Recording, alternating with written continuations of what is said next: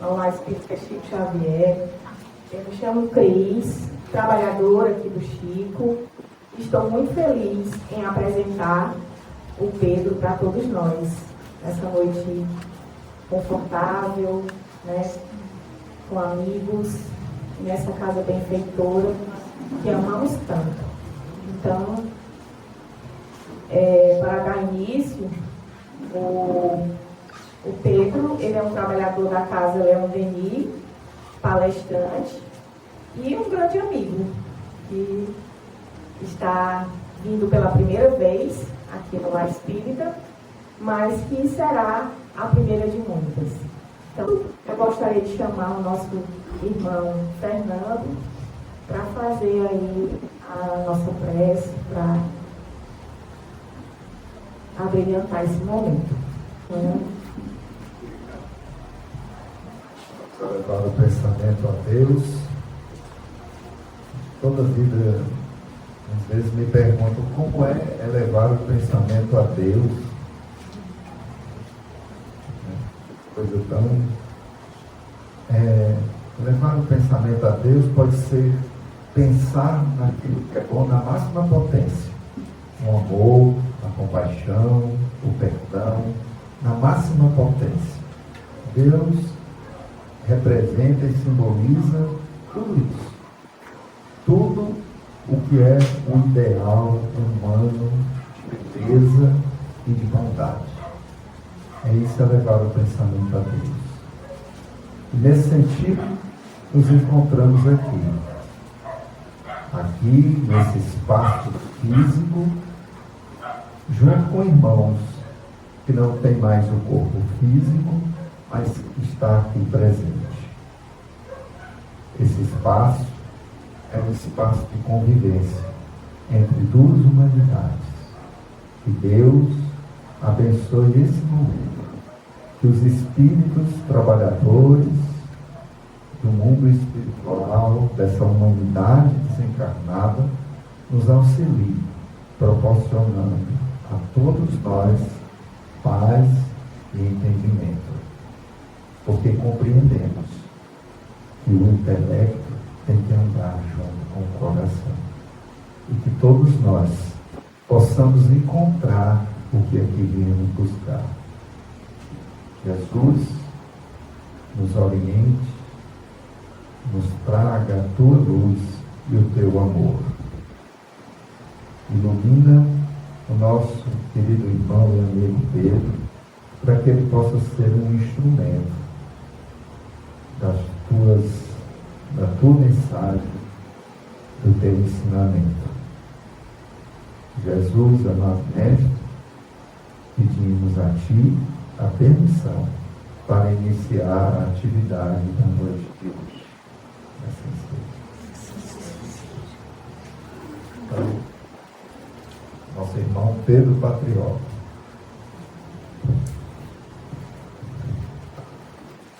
Boa noite a todos. Boa noite. Primeira vez em Paracuru dando palestra, porque passei minha adolescência quase toda aqui, né? Eu acredito também nessa frase. Não poderia começar a nossa conversa aqui sem trazer o nosso querido codificador Allan Kardec. E no título do Livro dos Espíritos, que traz sobre a criação, ele diz assim: deve-se daí concluir que a Bíblia é um erro. Ele estava fazendo uma série de questionamentos e posicionamentos sobre a Bíblia. Então ele próprio coloca essa questão: podemos considerar que a Bíblia é um erro? Então ele mesmo responde: não. A conclusão a tirar-se é que os homens se equivocaram ao interpretá-la. Porque há uma diferença bem grande de erro e problema de interpretação. Nós falamos da Bíblia porque no nosso lado ocidental nós temos a Vulgata ou a Taná, que é a Bíblia do Antigo Testamento. E quando você chega no Oriente Médio, ali em Israel, e fala Velho Testamento, eles vão lhe xingar, porque eles vão dizer, velho da onde? Né? Porque não existe o Velho Testamento, porque a ideia de que o Novo Testamento está superando o Velho, e eles não aceitam isso.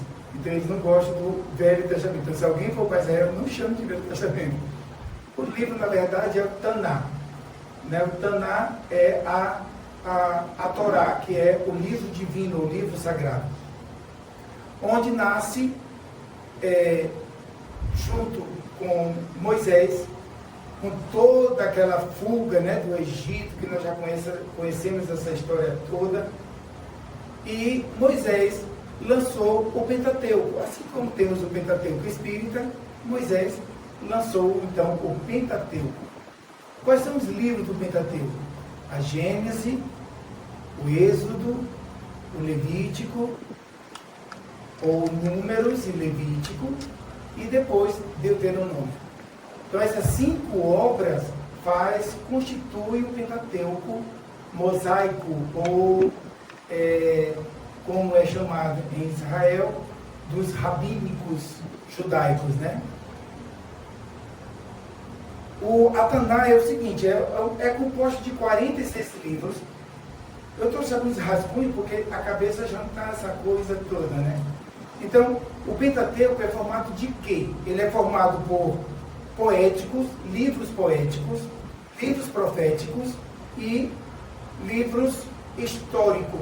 Então, dentro dos livros históricos, nós temos a história da Ruth, Josué. Dentro dos livros poéticos, nós temos o Jó, Salmos e outros, tá? Nos proféticos, nós temos Isaías, Jeremias. E Isaías é onde faz toda a profetização de Jesus, né? A vida dele. Assim como Jeremias também dá inúmeras pinceladas. E o último livro da Taná, que é Malaquias. Então essas obras formam essa obra extraordinária que é o Velho Testamento. Na sequência, nós temos o que muitas de nós aqui do Ocidente ouvimos falar do Velho Testamento, mas raríssimos de nós conhecemos o Talmud. O Talmud é uma continuação, é uma discussão dos livros da Torá, e onde rabinos se encontram e discutiam sobre a ideia que estava de Abraão, da formação do mundo, de todos os livros, o Pentateuco, na verdade. O Talmud é uma discussão, é um debate, e é uma coisa interessante, porque nós do cristianismo pecamos profundamente. Apesar que no século II, com a presença de Clemente de Alexandria e outros que foram essenciais, filósofos do cristianismo inicial, infelizmente, o que sobrepôs a filosofia cristã foi o dogmatismo religioso. Então, o dogmatismo, na verdade, veio enterrar todos os ensinamentos de Jesus e tratar os ensinamentos de Jesus como uma regra a ser aplicada, adotada, controlada por aqueles que tinham domínio dessa versão cristã, né? Então, uma nova versão cristã. Então, o século III, infelizmente, nós somos inundados desse dogmatismo que sobrepõe a filosofia cristã, e a gente já sabe de toda a história, secularmente, o que nós vamos estar vivenciando isso depois. Mas dentro do conceito hebraico, eu acho uma coisa lindíssima. Porque enquanto nós cristãos, nos primeiros, segundo, terceiro século, nos isolamos e dissemos que a opinião do cristão, do padre ou daqueles que foram os iniciados ali no segundo século, que deram continuidade no cristianismo, esses homens estavam desejando de que toda essa filosofia fosse tratada e aberta a público para debate, discussões, trazendo sempre de uma maneira belíssima os ensinamentos de Jesus, assim como ele deixou franqueado na sua época. Porque Jesus não procurou templo, não procurou reis, não procurou templos para poder pregar ou falar. Ele exemplificou. Ele viveu na miséria, junto com a pobreza, né, junto com a ignorância. Não se eximiu em nenhum momento da população mais necessitada. Pelo contrário, foi em busca. Então, como é que você poderia ter o direito de pegar tudo que ele ensinou, isolar, fechar, guardar numa caixinha e dizer que dali por diante é você que vai administrar as informações? É isso que o mundo espiritual, obviamente, com o passar do tempo, com toda a história, precisava dar uma reviravolta em toda essa conversa, né? Mas, com o tempo, vão surgindo outras ideias, outras filosofias, vão surgindo, como no século XVI, o próprio protestantismo. Mas uma coisa que a gente não deve esquecer, enquanto muitos de nós, dizemos assim: a Bíblia é a palavra de Deus. Cuidado ao afirmar isso. Porque se você estiver do lado de um indiano, ele vai dizer de forma nenhuma. É a Surata que é a palavra de Deus. Deu para entender? Se você estiver do lado de lá em um país saudita, e você dizer isso, ele vai dizer de forma nenhuma. O nosso profeta é Maomé. Então, cuidado com as expressões, e a gente quer sempre desejar que a nossa opinião é sempre a globalizada e a verdadeira. Na verdade, o mundo é formado de várias opiniões. Então, nós temos que ter muito cuidado ao afirmar que a Bíblia Sagrada é a palavra de Deus. Não, calma. Então, me diz uma coisa. Lá na Índia, ninguém tem o direito à palavra de Deus? Na Arábia Saudita, ninguém tem direito à palavra de Deus? Só nós no Ocidente, muito privilégio, né? Que maravilha. Então, a gente tem que ter cuidado. Tem um ensinamento dentro do judaísmo que eu acho extraordinário. Eu estou dizendo isso porque eu participei de lives durante meses, né? Já vão fazer 4 anos e meio, nas terças-feiras de 15 dias. Quando eu tinha tempo, eu entrava na live e conseguia acompanhar. Então, professores judaicos, né? Rabínicos, estudantes do rabinismo em Israel, né? E essas pessoas vinham trazendo de uma maneira dinâmica e bem diferente do que a gente lê em alguns livros, o que é que eles, na verdade, pensam, né? E quando você vai percebendo que é uma dinâmica na vida, porque eu tinha uma visão completamente diferente. Eu tinha uma visão de um povo totalmente fechado, totalmente isolado de todo o mundo, e que se acreditava que eles eram o único povo de Deus. Mas, na verdade, quando a gente vai aprofundando e conhecendo um pouquinho mais, existe um dinamismo entre eles, que ele chama de Midrash. Aí, o professor rabínico vai explicar o que é o Midrash. Vocês se lembram da obra de André Luiz, né? E lembram também das obras de Emmanuel. O Midrash é debate, discussões que eles deixam em aberto e vão, cada rabino, cada professor, eles vão elaborando obras. Então, por exemplo, vamos dar um exemplo aqui. Adão e Eva. Tem um rabino que diz que Adão e Eva, ou na maioria deles, vou citar aqui Adão e Eva, mas todos eles sabem que se trata de uma alegoria, né, de um mito, e trata o assunto de ordem psicológica. Né? Adão e Eva comeu a maçã. Que maçã? Não tinha maçã lá, não tem nada de maçã escrita. E a serpente, que serpente? Não tem serpente na Gênesis. Então, assim, você vai começar a perceber assim, pô, de onde foi que esses caras estão tirando isso? Né? E aí, quando você vai aprofundando e percebendo de que é um processo psicológico, né? A Eva age de uma maneira em que vai reverter para todos nós uma ideia completamente diferente daquela pessoa que foi contra os princípios, foi contra o propósito divino, então vem Caim, mata Abel. Então toda essa história eles tratam como algo que é puramente alegórico.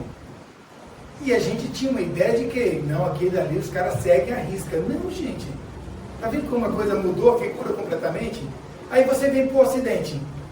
Você vem para as igrejas tradicionais cristãs aqui. O cara jura para você. Sabe por que você tem problemas com o seu mundo de relacionamento? Sabe por que você ainda não se encontrou? Por causa do Adão e Eva. Eu fiz seminário, eu sei o que eu estou falando.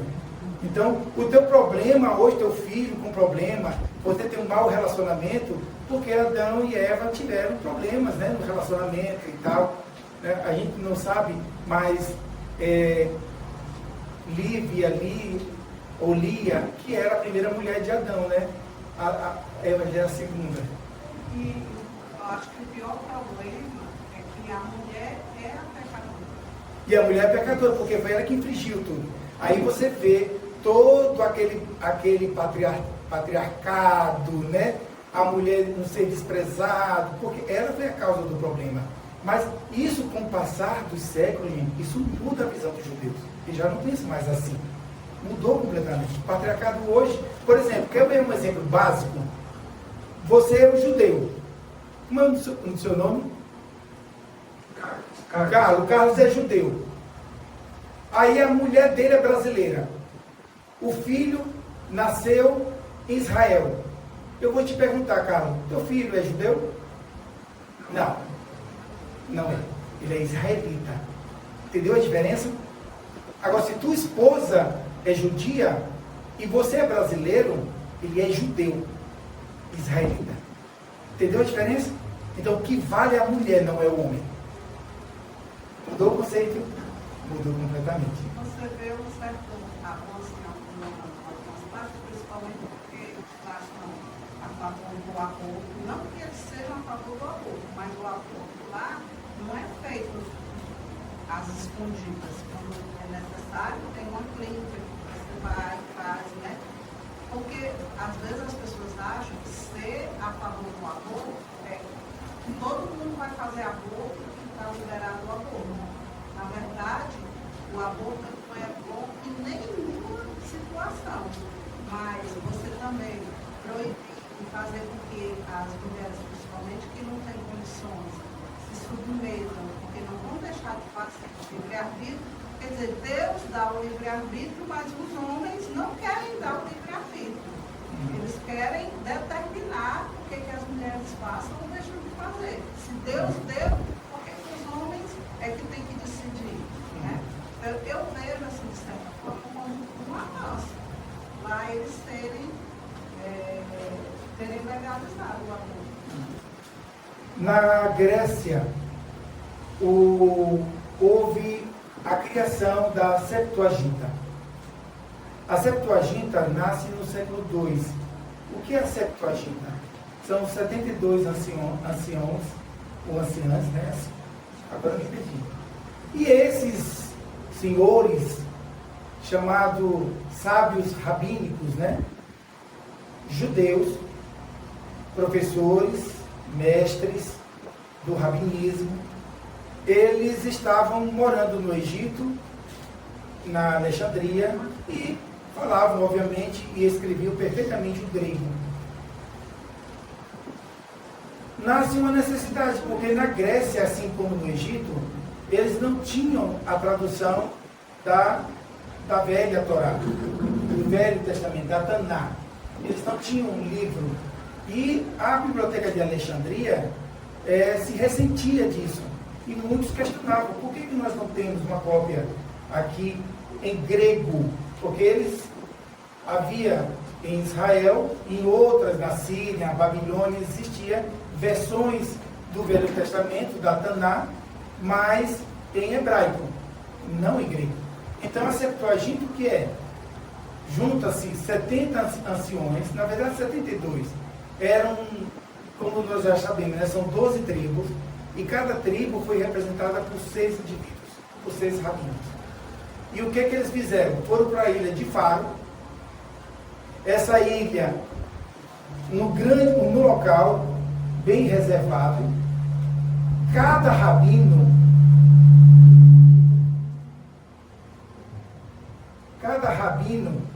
ficava num localzinho reservado, um quartinho para cada um deles.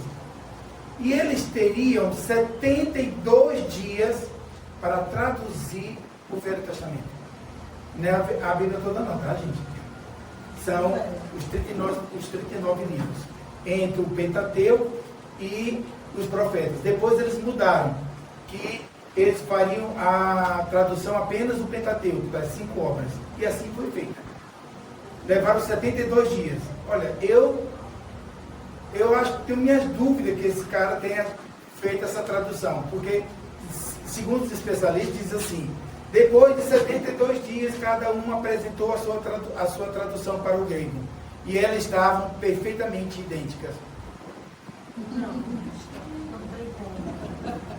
Temos que aceitar. Porque é uma coisa que é... E detalhe, né? Aqueles que desenvolveram o Talmud, e como eu, lembrando aqui a vocês, que eram também sábios, judeus, já muito experiente na velha Torá, eles criticaram que esses 72 anciãos tivesse capacidade ou fosse possível fazer a tradução para o grego. Por uma razão muito simples, gente. Não porque eles não sabiam o grego, sabiam muito bem, já estavam vindo lá com os anos, escreviam. Mas Pedro, eles eram rabinos, sábios rabinos, experientes, é verdade. Mas tendo a traduzir para o grego, vou te dar uma ideia bem simples. Dentro do hebraico não existe consoante. Aí se você pega o grego, tem 7 consoantes, mais do que a nossa. Você vai buscar palavras que não existe tradução. Quer ver um exemplo bem básico aqui? A gente chega aqui no interior do Ceará e diz assim: ei, caba velho, tá tudo bem aí? Aí você vai tratar. Aí você vai traduzir isso aqui pra gente mesmo. Me define o que é cabra velho. Você vai ouvir várias expressões. Ah, é o cabra novo, que não casou, é o cabra que vive no interior, dentro do mato. É o cabra... Cada um vai ter uma interpretação diferente. Aí você pega uma língua que não tem vogal, só consoante. E um outro detalhe. Cada letra representa um número. Não existe número em hebraico. Existem letras que representam números. Então, eu quero um exemplo bem básico. Moisés passou 40 anos no deserto. Tu acredita? Sabe o que, os rabinos nos Midrash, cada um vai dar a sua opinião. E a maioria, o que eles dizem? O 40 anos é um período de preparação. 40 anos é um período de adaptação, de adequação, ou em busca do conhecimento. É como se você estivesse se moldando para uma nova etapa de vida. Quer ver outro exemplo básico? Jesus passou 40 dias no deserto sendo tentado pelo demônio. 40 dias. Né? Então a gente vai dizer, tudo existe. Por que 40 dias, Pedro? Por que 40 anos? Porque se você perceber e pegar uma frase em hebraico sobre a saída dos hebreus fugindo da perseguição egípcia, aí você vai fazer cálculo em cima de algumas expressões, em cima de algumas frases, e você vai se dar conta que chegou a 40 anos. Jesus estava, você vai pegar alguma frase que faz referência a Jesus, vai dar 40 dias. Entendeu? Então eles vão somando a letra. Messias, existe um número para Messias. Então quando ele vai pegar o nome de Jesus, é que vai ao nome Messias. Olha só que coincidência. É como a idade que eles colocam, viveu 180, mais de 100 Tudo, exatamente, essa mesma ideia. Então, fulano viveu 930 anos. Aí você vai ver toda a vida dele, eles fazem a contagem do que ele viveu, quem ele fez, o que ele fez, o que ele filho, esposa, casamento, e aí faz uma contagem de uma, se fosse algo que eles têm de uma maneira muito reservada. Por isso que quando você diz assim, no Talmud, os rabinos disseram, esses dias em que farão a tradução, porque eles levaram 3 dias para poder fazer a apresentação. E aí os rabinos do Talmud disseram assim, a terra se cobrirá de 3 dias de trevas. Porque eles não acreditavam que pudesse ser traduzido segredos, tradições secretas, que só eles sabiam. Isso é tão particular que Emmanuel, em respeito aos próprios hebreus, os judeus, numa das obras dele, ele vai dizer que a tradução, apesar de necessária e importante para o conhecimento, mas trazer uma ideia secreta, uma tradição antiga para os dias atuais, era um desafio gigantesco, ou quase impossível de ser realizado. Né? Porque existem muitos detalhes que nós não conhecemos dentro da tradição hebraica. Então, a grega foi traduzida no século II, chamada Septuaginta, né? E logo em seguida, no ano 384, no século IV, entra o nosso querido Jerônimo, que vai traduzir do grego para o latim. Então, por isso que a pessoa diz assim, mas como é que quem traduziu primeiro, né? Jerônimo? Jerônimo, apesar de conhecer o hebraico de uma maneira menos do que ele conhecia o grego, ele, obviamente, aguardou o momento da tradução para poder trazer para o latim. Então, na grega, a Septuaginta, são 39 livros, e na Vulgata, ou latina, né, que é o que nós temos aqui hoje, são 73 livros. Qual era o idioma que Jesus falava? Todos nós sabemos, né, apesar de várias discussões de especialistas, a gente não pode esquecer que o aramaico era a língua dos arameus, vem de um período bem anterior a Jesus, e que era muito tratada entre a Síria e outros países na proximidade, porque era uma língua comercial. Então, os vendedores de camelo, aqueles comerciantes que saíam de região, andando no deserto quilômetros, que até hoje tem os babuínos, né? Os beduínos, eles falavam o aramaico. Hoje não, hoje todos eles, segundo alguns professores que vivem em Israel e tal, eles dizem que a língua oficial hoje é o hebraico, né? Então o aramaico se perdeu, apesar de que há pouquíssimas regiões pequenas, né, como se o aramaico ainda... Aí eu perguntei assim, qual a diferença então do aramaico para o hebraico? Ele me respondeu de uma maneira muito direta, é mais ou menos do português para o italiano. Você pode até entender, mas às vezes você tem dificuldade de se expressar, né? Então eles entendiam, então usavam para comércio, muito forte. Mas também na época de Jesus, isso era antes, tá, gente? Na época de Jesus falava-se o aramaico, mas foi introduzida uma outra língua por conta do Império Romano. Não falava aramaico, não falava hebraico. E aí entra o grego, chamado grego koiné. É um grego, mas sem preocupação de vocabulário, sem preocupação gramatical. É um grego rasteiro, é aquele que se usa para negociações, para comércio. Então, na época de Jesus, o grego já era a língua como se fosse o americano hoje, né? A língua inglesa. Todo mundo entendia um pouco do grego koiné. Ela tinha algumas expressões similares ao hebraico, ao aramaico, então não era tão confuso. E para os romanos, né, ou os italianos que dominavam a região, os romanos, eles o latim se aproximava um pouco mais do grego, né? Apesar de diferenças cruciais, mas alguns termos se aproximavam e facilitavam mais a comunicação. Porque você imagina, um romano que falava latim e ouvia latim, não conversava em aramaico, nem em hebraico, aí você domina toda a Judeia. Como é que você conversa com esse povo?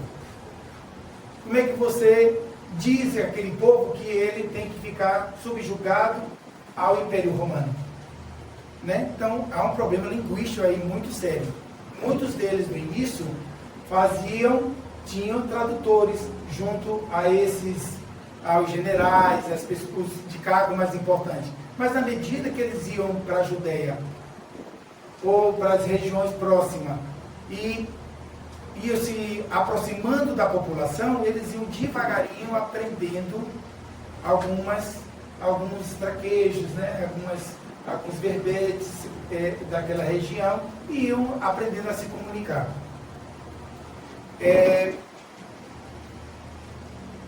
Uma coisa interessante, né, que a gente lembra, tem uma passagem em João que diz assim, que Jesus foi conversar aos 12 anos, com os doutores da lei.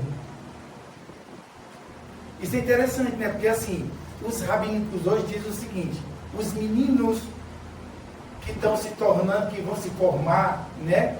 Que vão para a universidade, que lá é lei, né? Você estudar a Torá. Então, assim, eles dão início aos 13 anos de idade. Então, os rabinos dizem assim: Jesus nunca foi aos 12. Eu acho que quem escreveu esqueceu que ele já tinha 13 anos, né? Porque a lei é antiga, desde a época de Moisés, né, dos hebreus, que os 13 anos era a idade mínima para poder iniciar. Então, Jesus tinha, vamos acolher como 12 anos, não tem problema não. Aí, aos 12 anos, Jesus vai para conversar com os doutores da lei. E todos ficam estupefatos, né? Mas qual é o problema? Tem um detalhe, que alguns de nós não nos damos conta. Para você falar, traduzir, aliás, para você conversar sobre a Torá com os doutores da lei, os doutores da lei não falavam em aramaico, tinha que ser hebraico. E o hebraico só falava quem era estudante, quem era rabínico. Então, o pessoal de Genezaré, da Cesareia, de Cafarnaum, fala hebraico, você é louco. Você foi para a universidade? Aprendeu na escola? Tem contato com esse povo de elite? Jesus nunca teve contato com esse povo e falou no hebraico. É isso que tornou ele especial para os doutores da lei. Não foi porque ele falou dos livros de Malaquias, de Gênesis, ele falou sobre a Deuteronômio, não. Ele falou por conta da língua que chamou a atenção. Era alguém, na cabeça deles, muito especial. O que é que nós vamos encontrar aqui? Existia na época de Jesus 4 escolas. Então nós tínhamos os fariseus, todos nós já conhecemos, né? Nós tínhamos os saduceus, uma diferença entre um e outro, né? Os fariseus, eles eram um pouco mais espiritualistas, acreditavam na vida eterna, tanto que você vai ver os sacerdotes e os doutores da lei procurando Jesus: Senhor, o que eu preciso fazer para adquirir a vida eterna, né? Tem 8 ou 10 passagens ele falando, perguntando a Jesus. Mas os saduceus não, eles acreditavam na ressurreição. Eles não acreditavam na imortalidade da alma, eles acreditavam que o indivíduo ia morrer e depois ressurgir em algum momento, em alguma circunstância, em alguma época. Essa era a visão. Tanto que Jesus, quando está na Samaria, lembra do momento que ele vai conversar com a moça da Samaria, e ele diz: tu já chama teu marido para pegar água. Ele diz: eu não tenho marido. Disseste bem. Tem mesmo não, porque tu tiveste 5, né? Aí vem o pessoal perguntar a ele assim: Senhor, essa mulher casou com 5, eram 5 irmãos. Pense para gostar da família, né? E gostar da sogra, porque, pelo amor de Deus, 5 irmãos. Aí diz assim, e pergunta a Jesus: Nesse caso, ela morrendo, ela vai viver com quem? Com o primeiro ou com qual dos 5? A Jesus com ninguém. Ela vai viver só, no mundo espiritual, não vai precisar do marido dela, né? Esses detalhes são interessantes porque historicamente vai mostrar o que aquele povo acreditava. Por isso que você diz assim, ai Pedro, agora entendo, porque João, com 17 anos de idade, né, um menino velho, aí Jesus disse assim, vamos até Jerusalém, pertinho, gente, onde ele estava em Jerusalém, é 150 quilômetros para Jerusalém, a pé, tá? Então diz assim, vamos para Jerusalém. Aí o Pedro pega de Santo Tecido assim, Senhor, vamos pela aula marítima, né? Gostoso, marzinho e tal. É capaz de a gente se deparar com frutas no caminho. E Jesus, não, vamos pela Samaria. É o lugar mais quente, é o interior mesmo. E muita serra, muitas montanhas. E João diz assim, mestre, deixa eu ir na frente. Aí ele chamou o irmão dele, o Tiago, né? E assim, vamos lá na frente e a gente vai lá na Samaria ver se tem hospedagem. E João volta, né? Extremamente revoltado. E Jesus pergunta a ele quanto à hospedagem, porque naquela época, na tradição hebraica, se você é um viajante, todo mundo tem a obrigação de dar uma hospedagem para o viajante, tá? Então é uma obrigação. Até hoje, eles ainda têm essa confraternização entre eles. Aí o que ocorre? João volta e diz assim, Senhor, ninguém quer te hospedar. Mestre, quer que eu peça a Deus para jogar uma bola de fogo bem grande e destruir todos eles? Aí Moisés diz, não deve ter TDAH esse rapaz. Ele diz assim, homem, pelo amor de Deus, se acalme, porque eu vim trazer a paz e não o conflito, não a guerra. E aí tem os essênios, que também eram grupos que muitos afirmavam que Jesus pertencia aos essênios, de forma nenhuma. Já está mais do que desgastado esse assunto e ninguém mais toca nessa questão. Os essênios têm uma visão bem diferente do que o Cristo propôs. E os zelotes, tanto que um dos discípulos de Jesus foi Simão, o zelote. E o zelote era um povo complicado, difícil. E dentre eles, ele tinha um ódio gigante aos romanos. Muitas das vezes, quem assistiu aqui o The Chosen, né? O escolhido. Pronto, tem um dos episódios lá que Jesus vai conversar com Simão, o zelote, perto de um lago, né? Viu a cena? Aí diz assim, Simão, tira esse punhal que está no teu e joga fora.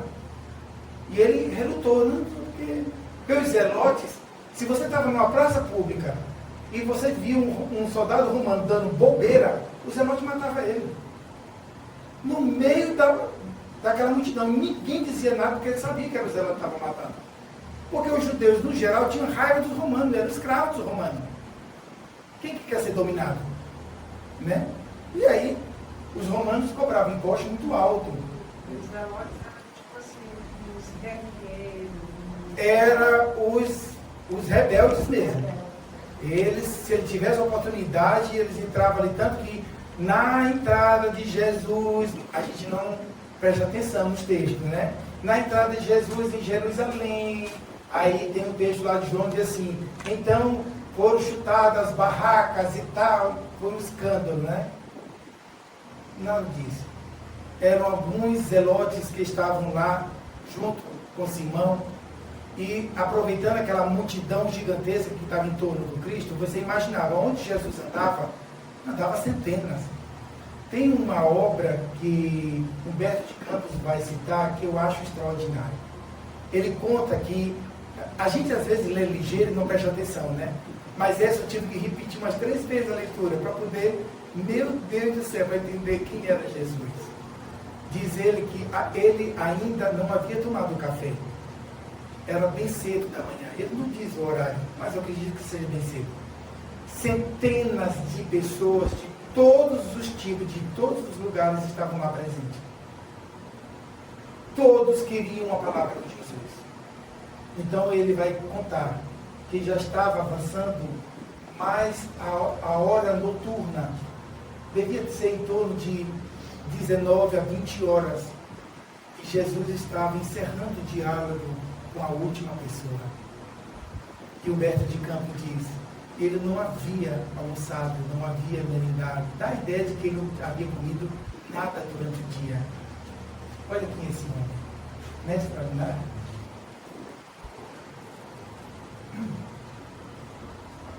A Bíblia, capítulo, Pedro. A Bíblia sempre foi dividida em capítulos? Não, gente, nunca foi. Tá? Em 1251, ou no século XIII, é feita a primeira mudança, né? Há um francês que vai fazer essa divisão por capítulos e versículos. E depois, anos depois, mais ou menos no ano de 1500 e no século XVI, os rabinos, vendo o Testamento, o Novo Testamento, né, já dividido, deve ter achado bonito, foi lá e fez também a divisão da Torá, da Taná. Tem alguns livros, gente, que a igreja tratou como apócrifo, ou seja, aqueles livros que não foram considerados canônicos, né, ou que não fazia parte do cânon da igreja, ou seja, não eram livros proféticos, não eram livros que deveriam ser aceitos. Mas existiam bons livros apócrifos. Era lógico que a igreja não fez isso por maldade, fez por uma razão que é justificada. No século II existiu uma linha de pensamento chamada gnosticismo. Né? Esses gnósticos causaram verdadeira desgraça para o cristianismo. Eu achei a palavra mais correta para eles. Alguns especialistas falam que eles fizeram umas introduções do cristianismo e tal, mas eu chamei uma desgraça mesmo, porque quando você aprofunda um pouquinho, você vai perceber que esse pessoal causou um problema gigantesco. E é por essa razão, é a única razão que justifica porque a igreja determinou o dogmatismo.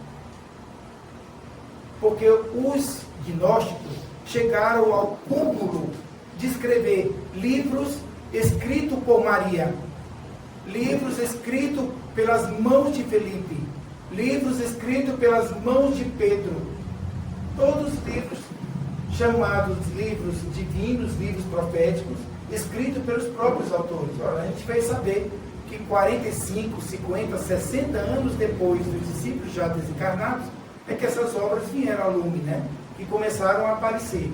Então, imagina, no século II, surgindo obras novas de Maria, escrita por ela. É uma coisa bem absurda, como se ele tivesse descoberto alguma coisa, um livro, né, bem diferente. E é aquela coisa bem estranha, né? A gente podia até fazer uma comparação histórica, mas o tempo não vai permitir isso agora. Mas, assim, eles ridicularizaram a tal ponto que eles afirmavam, e isso foi com que a igreja caísse em cima deles e fosse, de fato, criar toda uma proposta de fechar aqueles assuntos e afastar os gnósticos, né, de toda a literatura bíblica. Eles diziam que o corpo de Jesus era fluídico. Vocês ouviram alguma expressão dessa atual? Vou contar até 3. De quem? Os 4 evangelhos que você tem. Nada mais, nada menos, que foram gnósticos no período de Kardec. Se você olhar o gnosticismo e comparar com o Rosnei, eu fiz isso. Passei 2 semanas comparando. Idênticos. Parece que o próprio Rosnei teve que voltar como gnóstico para poder só confundir a doutrina espírita. Só para atrapalhar. Só para deixar um gostinho assim de...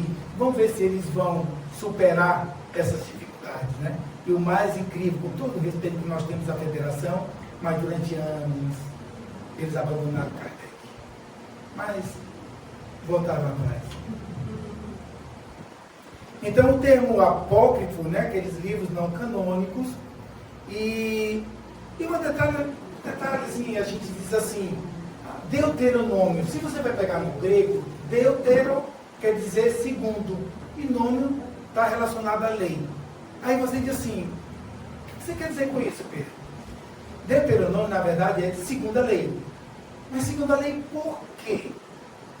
Porque se você pegar desde a Gênesis até o Levítico,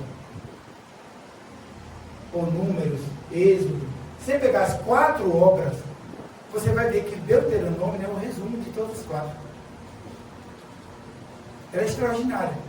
Ela vai trazendo tudo de maneira bem detalhada e repetindo aquilo que foi dito no Levítico, aquilo que foi dito em Número, eles vão repetindo. Mas é uma forma de fazer com que os hebreus estivessem recordando o que havia sido dito. E um detalhe, né, gente? Logo que Moisés partiu e tal, aquele povo encontrou a terra prometida, aquela coisa toda e tal. Isso não aconteceu de uma hora para outra, né?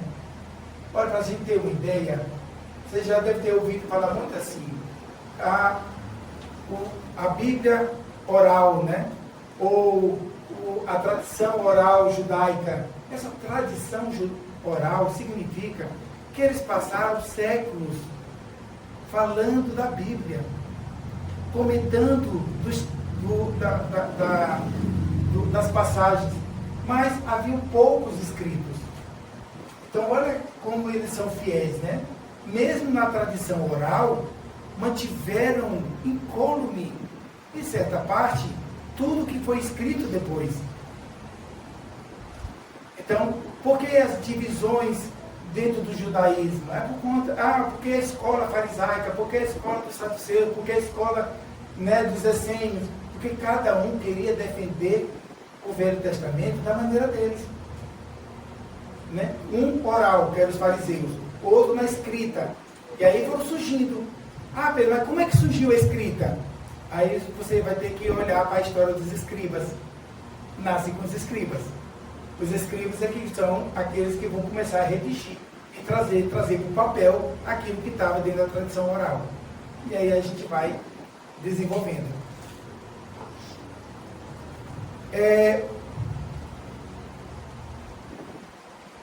Algumas coisas eu já falei aqui, eu estou pulando, tá, gente? Quando a gente vai falar uma coisa, só para a gente fazer uma referência sobre aquilo que a gente conversou anteriormente.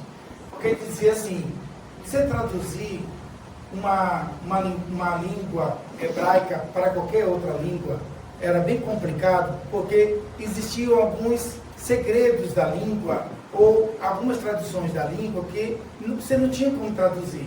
Aí eu botei até um exemplo básico aqui, porque, por exemplo, não sei se eu vou falar da mesma forma como um israelita, né? Mas, por exemplo, existe no princípio criou Deus, está lá na Gênesis, né?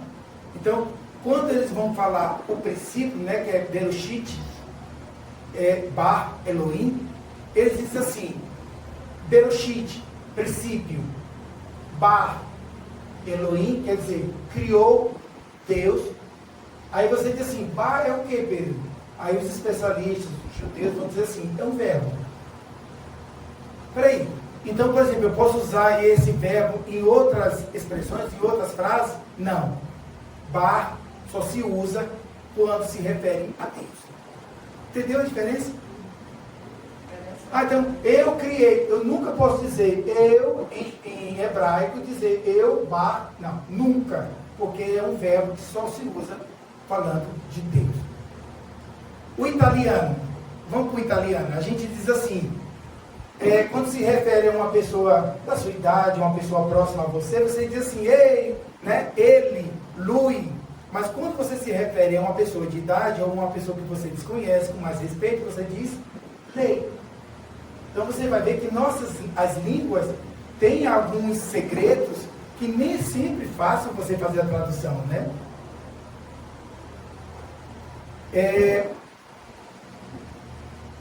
Eu trouxe alguns termos aqui, por exemplo, agora nós vamos abrir aqui um pouquinho para a gente conversar, tá?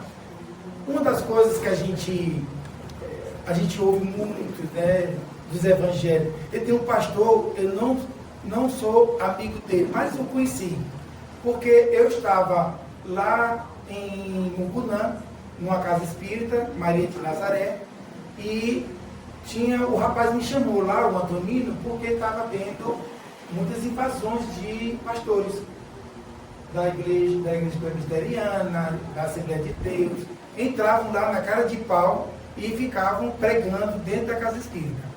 E eles, obviamente, não tinham pulso, né?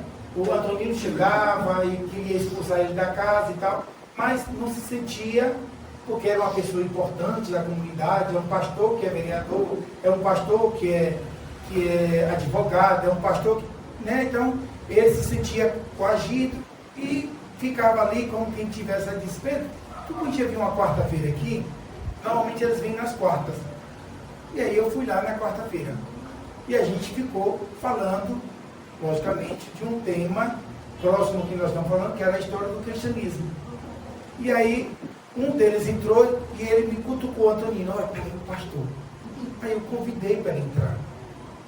E aí perguntei, qual é o problema de você para conosco? Qual é a dúvida que você tem?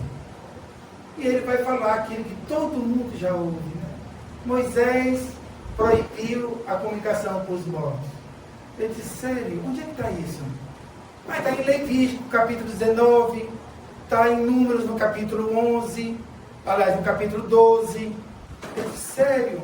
Então deixa eu te fazer uma pergunta bem simples. O que é que diz em Números, no capítulo 11, versículo 26? Não sei, eu não me lembro dessa parte não. Então abra sua Bíblia. Aí ele estava com a Bíblia na mão, abriu. Eu digo, agora leia bem alto. Aí eu vou ler o que ele leu lá. 2 homens haviam permanecido no acampamento. Um deles se chamava Eldade e o outro Medade. Esses dois, gente, eram discípulos de Moisés. Eles faziam parte dos anciões. Ou seja, eram 70 anciões que se reuniam e tinham manifestações mediúnicas para conversar com Deus. O Espírito repousou sobre eles, ainda que não tivesse vindo a tenda. A tenda era o local onde se reuniam para conversar com Deus, tá? Mediunicamente.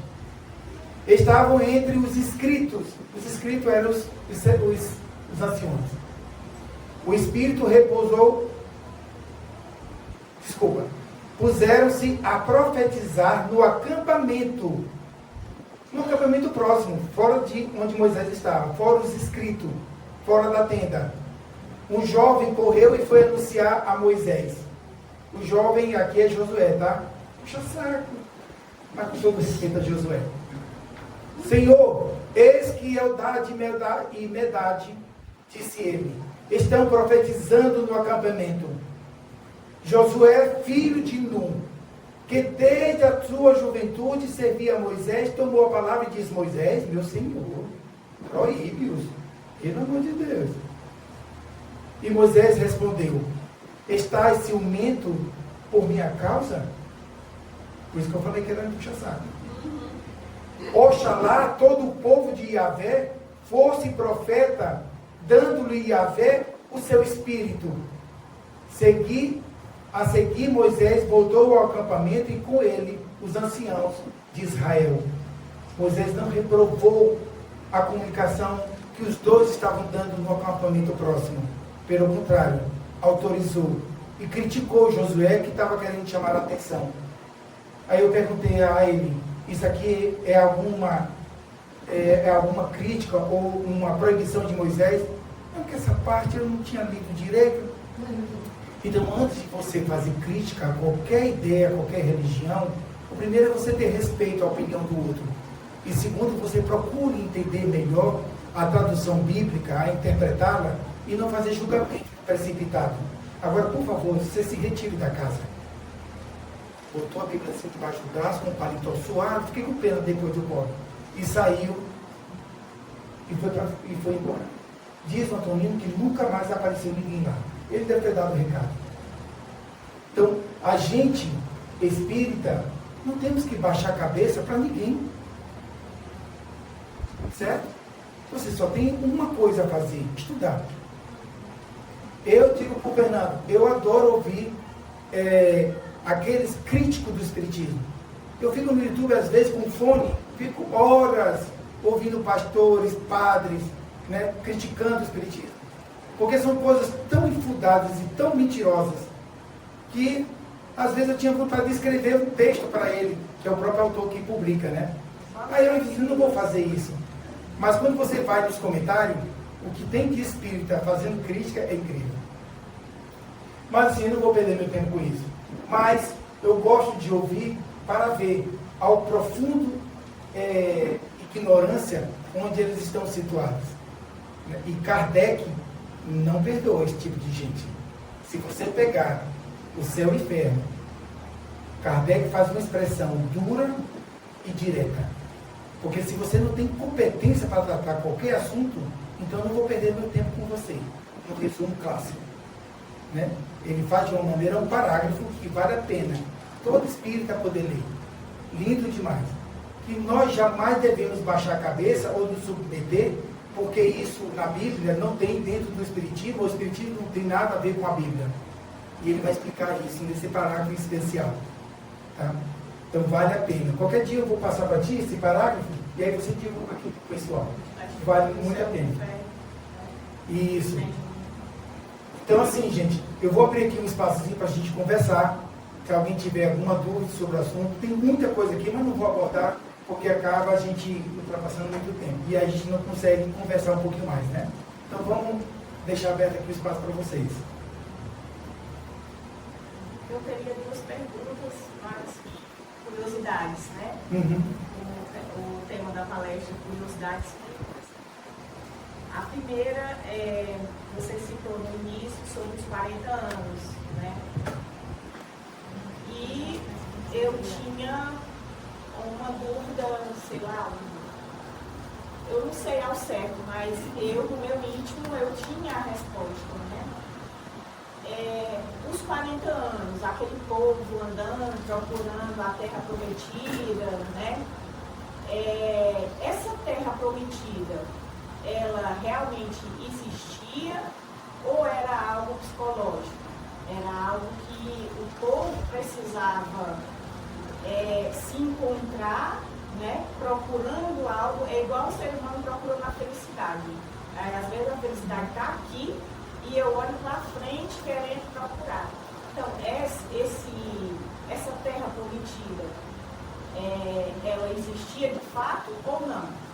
A terra prometida era uma proposta, digamos assim, do mundo espiritual para Moisés, para dar esperança ao povo. Moisés não sabia para onde ir. Tanto que Moisés próprio não chegou a entrar em Israel. Ele morreu antes. Né? Os 2 milhões e pouco que estavam seguindo ele há vários anos, foi que depois encontraram a terra. Né? Dali que eles permaneceram, eles já estavam em Israel. Nem eles se deram conta. Quando eles veem Moisés desencarna, fica o povo desorientado, alguns líderes, né, vão tentar ali, vamos ficar por aqui por dentro, né, formar uma comunidade, já estavam em terra prometida, seria Israel. Mas assim, havia uma esperança, o mundo espiritual, né, que se você for pegar um judeu, vai dizer, Deus falou com Moisés. Então assim, o mundo espiritual dava esperança para Moisés, né? Vai andando e você vai encontrar a terra prometida. Né? A outra pergunta é sobre o corpo de Jesus, quando ele estava no túmulo, né? E contam as histórias que ele foi roubado, o corpo foi roubado, né? Os próprios apóstolos roubaram, cuidado de que eles estavam procurando ele mesmo depois de morto, né? Pilatos mandou os soldados e aí a proposta era realmente de dar fim. Né? Se foi roubado realmente, o porquê? Por que foi roubado o corpo de Jesus? E se foi verdade, se sim ou não? Não foi roubado. Emmanuel explica que basta você ver as várias materializações e desmaterializações que ocorreram durante o início da doutrina espírita, e mais propriamente, como na época do Chico, com Peixotinho, o cearense Peixotinho. Peixotinho chegou a colocar Chico na casa dele, e Chico dorme, e não vou me lembrar agora o nome do espírito, que era um espírito, algo relacionado a grande, a gordo, um negócio assim. Que ele tinha o domínio sobre a materialização, então ele desmaterializa Chico e faz Chico acordar na casa dele, em Uberaba. Está lá no livro, Materializações Luminosas, Peixotinho. E Chico próprio relata isso, no livro Lições de Sabedoria. Então você vai ver assim, pô, o cara conseguiu desmaterializar e ele vai explicar. João Gordo, ele vai explicar como é que ele fez aquilo. Então o Peixotinho pede, João, como é que você fez isso? Ele disse, é tão simples. Né? Entre as células do corpo, a gente infiltra todo o material fluídico. E depois expande. E todas as células, para a visão física, desaparecem. Não tem mais a visão física. O que é a matéria? É o aglomerado. Desaglomera, expande. Simples, né? Explicação? Apenas com fluido. Desmaterializou. Cadê o Chico? Está ali. Só que está desmembrado. Levou para lá, juntou de novo. Aí Chico reaparece. Né? Então, assim, foram lá no carro buscar, porque ele diz, ó, vou levar para casa dele. Alguém vai lá buscar ele. E aí trouxeram o Chico de volta. Aí eu pergunto, precisou no espiritual que alguém roubasse o corpo de Jesus? Não. Fizeram o mesmo princípio. Desmaterializaram. Porque jamais Jesus ia deixar que o corpo dele se tornasse um ridículo, né? Já ridicularizaram ele demais. Não precisava mais isso ainda. Mas tem um momento, episódio, gente, João, capítulo 19, versículo 31 a 36. Eu acho que isso é a coisa mais linda do mundo. Existe uma tradição judaica que diz assim, você é um rabino, você é um doutor da lei, então você não pode sequer encostar no morto, nem passar perto. Eles não podiam, era proibido pela tradição, que eles não tinham. Ah, o familiar morreu, não vá para o enterro, não vá para o velório, ou então fica à distância lá. Então um parente fica à distância, mas você não pode se aproximar nem tocar. Tradição judaica. O que aconteceu que João vai narrar? José de Arimateia vai a Pilatos e pede o corpo para retirar o corpo de Jesus da cruz. Quem o acompanha? O príncipe do Sinédrio, Nicodemos, um dos homens mais ilustres do judaísmo. Ele não podia tocar no morto. Ele simplesmente ajuda Arimateia a tirar o corpo de Jesus e ele lava o corpo de Jesus. Ele leva as ânforas, os perfumes, ele limpa o corpo de Jesus. Está lá em João, a coisa mais linda do mundo. Que aí você vê o amor de Nicodemos por Jesus. Isso era 3 horas da tarde, gente. Estavam cheios de judeus olhando aquele rabino do Sinédrio. Você sabe o que era o Sinédrio para eles? É o STF hoje para a gente. Ele era o príncipe do Sinédrio. Era ele quem mandava. Era ele que dava ordens. Ou seja, ele era o interlocutor direto de Roma. E aquele cara estava ajoelhado no chão, limpando o corpo de Jesus. Ele estava preocupado com quem estava vendo. Jesus foi o grande amor da vida dele. Se você vai ver texto, você precisa entrar nesses detalhes, para você sentir que havia, no Dechoso você vê o amor de Nicodemos, né? Deixa a bolsa com várias moedas de ouro, e Jesus sabia que era ele se escondia, se esquivava, impedia, mas foi um grande amor. Eu acho que Nicodemos teve um carinho enorme por Jesus, né? E ali ele demonstra isso, porque é um rabino. Limpar um corpo de um morto. Meu Deus do céu, ele ultrapassou todos os limites. Mas ele estava pouco se incomodando com o que as pessoas iam dizer, né? Então aí era um momento assim, do corpo de Jesus, né? Ele na verdade não foi roubado. O mundo espiritual deu conta dele. Desde que ele conheceu Jesus e passou a sentir essa atração, ele infringiu vários costumes, várias coisas. Né? Exato. Alguma outra questão? Diga-se. Só para esclarecer, que você estava comentando essa passagem, quando se fala que Jesus, as pessoas vêm de nós do tempo, né? Você citou que seria o. Como é que chamava? Os zelotes, né? Então, na realidade, não foi Jesus que açoitou ou expulsou. Imagina um homem que acorda de manhã, atende carinhosamente centenas de pessoas, termina o último quase à noite. Isso se repetia quase que diariamente quando ele não se ausentava em viagem. Aí um homem desse vai botar o chicote na mão. Imagina um homem que, antes de ser preso, o seu discípulo principal corta a orelha do soldado. Qual é o nome do soldado? Malco. A gente tem que pegar detalhes, gente, porque a gente vai ver uma história de Malco lá na frente, tá?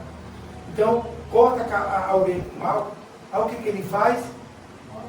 Pega a orelha. Eu estou imaginando, tá? Sofreu que era areia, né? Ou passou assim na roupa rapidamente. Devia estar sangrando, porque é um lugar sensível, cheio de, né, de vasos aqui. E colocou de volta. Vocês fazem ideia do que isso significa? Olha o domínio que esse governador da terra tinha do fluido. Assim como o Peixotinho, o João Gordo lá, fez a infiltração do fluido para desmaterializar Chico, imagino que Jesus não fez usando bonde espiritual, né? Bonde fluídico. Bonde, estou dizendo, aquelas super bonde, né? Fluídico. Ele disse assim, pai, manda um bem bom mesmo. Aí botou lá, tufo, colou. Malco voltou à vida normal sem nenhum problema. Aí olhou o Pedro e a frase belíssima, né? Hoje muito bem retratada entre nós espíritas e compreensiva e compreendidas entre nós. Quem fere com a espada será ferido. Fazendo referência à reencarnação. Eu achei muito legal também a parte que ele vai curar o cego, que ele pega um pouquinho de areia, umas talas de areia, Isso. Agora, gente, um cuidado que a gente tem que ter. Ah, Jesus fez isso, Jesus fez aquilo. Gente, pelo amor de Deus. Ah, Jesus estava na cruz, aí disse que, Senhor, que ele... Senhor, perdoa, não, mas ele faz referência direto a Deus, né? É como se ele estivesse lamentando, reclamando daquela situação. Gente... Porque me abandonaste? Aí você vai ver um detalhe. Por isso que ele diz assim, não adianta você ler o Velho Testamento, o Novo Testamento e se prender a ele. Você tem que recuar. Você vai lá em Isaías. Isaías tem mais de 100 profetizações acerca de Jesus. E lá está ele. Então, o Senhor lamentará e tal. Jesus estava repetindo o que Isaías havia deixado. Na verdade, toda a vida de Jesus foi seguindo a profetização de Isaías. Você vai ver Isaías e Jesus, compara. Eu tirei um tempo e fiquei, sabe, as frases de Jesus, a mesma coisa. Ele estava apenas exercendo aquilo que o profeta havia deixado claro sobre ele. Sabe por que ele fez isso? Quem era Isaías? O grande profeta hebraico, judeu. Não é isso? Por que ele cumpriu Isaías, dizendo assim, judeus, defensores de Moisés, eu sou o Messias. Eu estou validando, obrigado pela palavra, eu estou validando o que o profeta de vocês tanto falou há 750 anos atrás. Você vai em Malaquias, do mesmo jeito, ele vai seguindo, Jesus ia seguindo tudo que o profeta ia falando a respeito dele. Então ele foi batizado no Rio Jordão e tal. Está lá Isaías. Ele cumpriu, gente, tudo para dizer assim, gente, sou eu mesmo. Não é ninguém não. Porque os judeus esperavam o quê? Uma carroça, né? Uma carroça. Uma carroça, porque na época, né? aqueles carros, né, fumegantes, né, puxado a 300 cavalos, uma biga florejante, né, e aquele cara cheio de poder, destruindo Roma, com a barriga assim com fogo. Meu Deus do céu. Aí eu faço agora Emmanuel, que diz assim: Deus é pai de quem? Dos cristãos? E os hindus? E os muçulmanos? E as centenas de religiões no mundo? Deus é pai só de cristão? Tem certeza? Jesus trouxe alguma ideia religiosa? Não. Ele trouxe um código moral. Ele não fundou nenhuma religião. Ele trouxe um código moral. Perdoa, ama o teu inimigo, auxilia aquele que sofre. É isso que Jesus trouxe, um código de moral. Diz, Fernando. Então você fala por aí, o código moral, é exatamente isso, que é o Evangelho segundo o Espiritismo, que se prende ao código moral, não aos milagres, porque isso poderia gerar uma polêmica, né? Eu gostaria que você falasse um pouco disso. Por que Kardec nos fala dos milagres, mas se prende ao código moral? Kardec na Gênesis vai justamente se referir a isso. Olha, nós poderíamos falar das predições, nós poderíamos falar dos milagres, nós poderíamos falar... Mas o que eu vou tocar aqui no Evangelho, aliás, no Evangelho, na introdução, que ele vai dizer, eu vou falar sobre a moral de Jesus. É o que importava para todos nós. Então, assim, quando qualquer pessoa de qualquer tradição religiosa chegar para você assim, e por que vocês espíritas, né, se bem espalhar para todos, né, não adotam o Testamento de Jesus, o Novo Testamento, né, a Bíblia? Eu tenho sempre uma resposta que eu dou a todos eles. Me diz em que momento da história da humanidade a Bíblia foi um livro que uniu, que confraternizou, que juntou povos. Não. Ela gerou conflito, ela gerou guerra, ela gerou inimizades, ela gerou problemas para a humanidade. Por quê? É o problema da Bíblia? Não. É um problema dos homens que nunca souberam interpretá-la. Então os espíritos iriam cometer o mesmo erro? Não, eles preferiam trazer a moral de Jesus separada. Então eu vou dizer uma coisa: dentre todas as religiões cristãs, a mais cristã é a espírita. Você quer ver por quê? Pega o livro dos Espíritos. Não, nem toco nesse livro. Mas deixa eu abrir aqui para te mostrar. Isso foi o cara lá dentro do Leon Denis, há muitos anos atrás. Não, do Leon Denis. Aí eu abri, questão 925, leia. Kardec pergunta, porém, é o modelo, o guia a que a humanidade deve seguir. A melhor resposta, Jesus.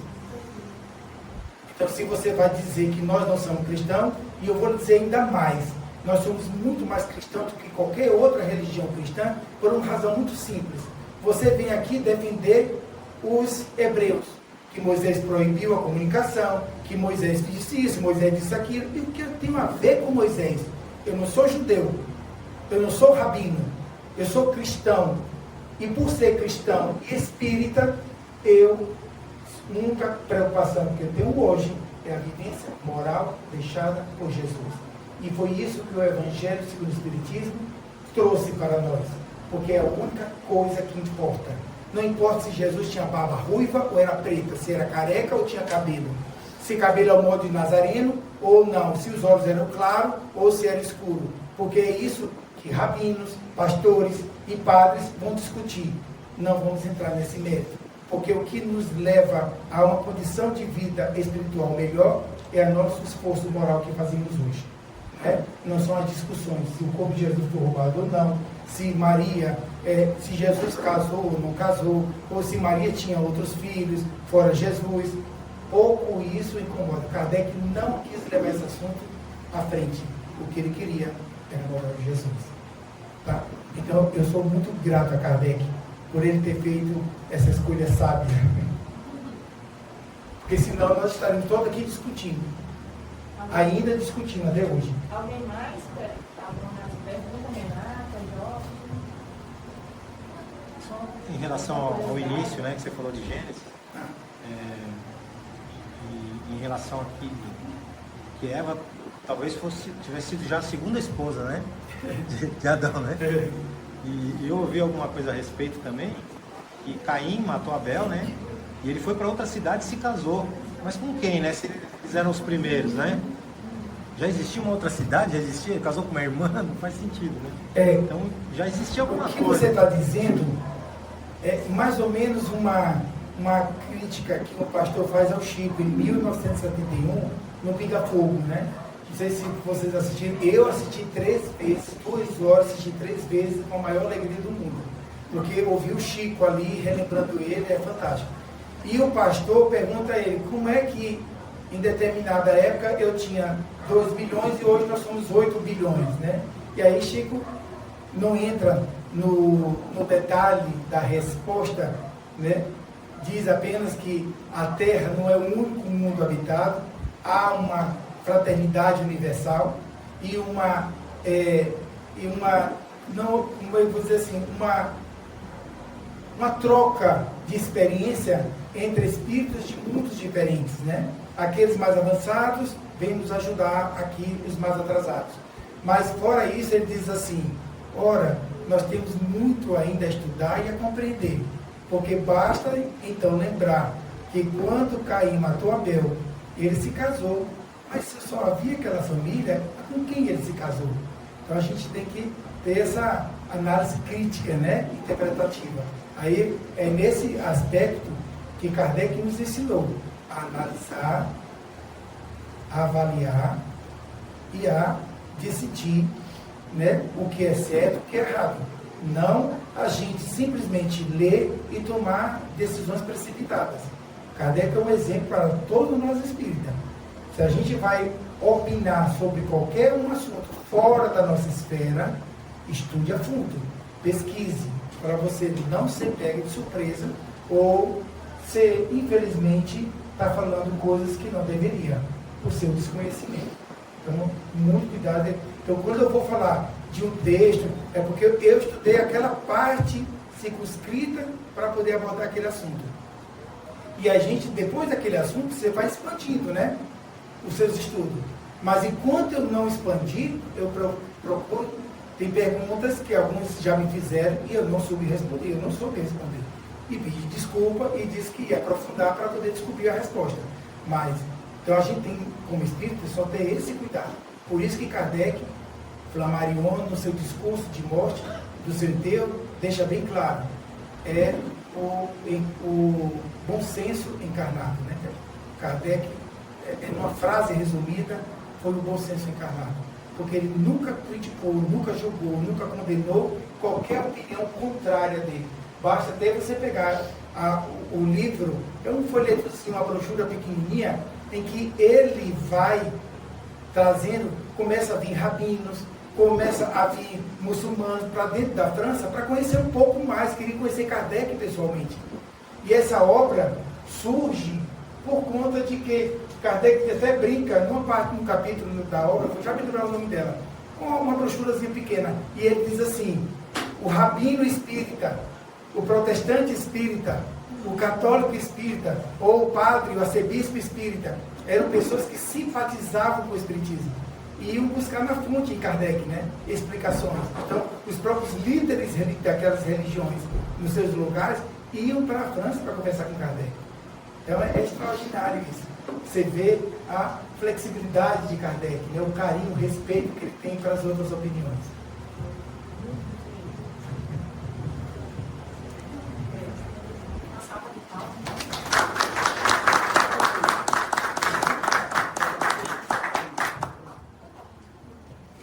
Você vai fazer a peça final. Deixa a Ellen voltar, né? Tá bom. Ela está no banheiro, foi tomar água. A gente vai fazer o sorteio, tá, gente? Do livro dos Espíritos. Tá aqui o livro. Nós ganhamos o livro. Ele tá lacradinho. Então, assim, quem leu, quem ganhar, quem já leu, vai ler de novo, né? Vai estudar de novo. Né? Depois passar a obra pra frente. Aí, só a Eline voltar pra gente. Ela também. apesar do nome de vocês não estarem aqui, tá? São os dois. Aí a Luciana, eles entram, não, eles trouxeram os livros, eu acho que eles não vão ficar ofendidos se não forem aqui.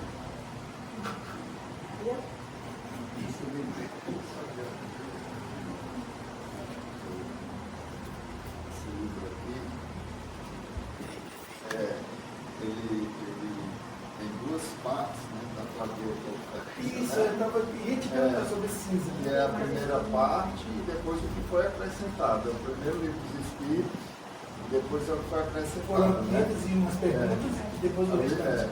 Aquele é o marco inicial da literatura espírita, né, que ele fala, e ele mostra exatamente aqui a diferença, né? Passaram de 6 anos, aí ele fala aqui, contemos 501 perguntas formuladas e abordados os ensinamentos da forma lógica, racional, filosófica. Até chegar às Estamos mídias. esperando para tirar ali o papel de sorteio. Isso, eu. Porque eu queria que você tivesse presente. Vamos ver quem vem da noite. Marcelo.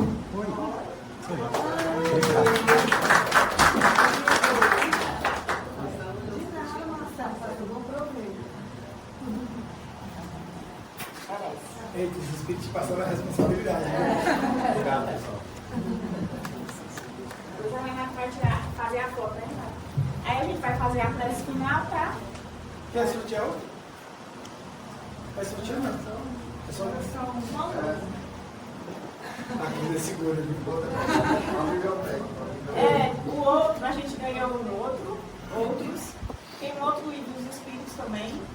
Aí eu quis sortear esse que estava lacradinho, né? Aí tem o Sexo e Destino, Sexo e Obsessão, que foi citado, inclusive, numa história, na semana passada dele. Aí eu queria deixar para um outro momento, para sortear, né? E aí, como foi anunciado só um, aí eu queria deixar, né? Então, vamos à prece final. Teríamos outras curiosidades, eu sou curiosa, eu tenho outras dúvidas, mas vai ficar com vendo. Interessantes.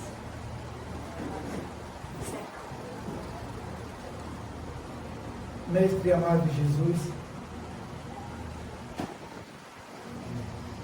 todos nós que atravessamos esse momento na vida física, como espíritos lúcidos de nosso caminhar, de nossos papéis, que abraçamos carinhosamente a doutrina espírita, deixa-nos uma sensação de profunda responsabilidade. E, através da busca desse conhecimento, é que vamos vagarosamente nos libertando de personalidades que vamos deixando para trás, abandonando o homem velho e descortinando o homem novo. É nesse sentido, mestre, que somos profundamente agradecidos pelos amigos, tutores, anjos da guarda, familiares que nos auxiliam, a esses espíritos extraordinários, que sempre estão conosco, nos instruindo, nos inspirando, quase que um papel maternal ou paternal, que nos tratam com tanto carinho e paciência. É a eles que eu peço o teu amparo, Senhor, e a todos nós, que possamos mentalizar os nossos lares, permitindo que todo esse arsenal fluídico aqui acumulado seja disperso para os lares, para as pessoas que lá estão, principalmente aqueles que possuem ou que têm alguma enfermidade. E não podemos esquecer da nossa irmã responsável pelo canto da casa, que se encontra com sua filha na UTI.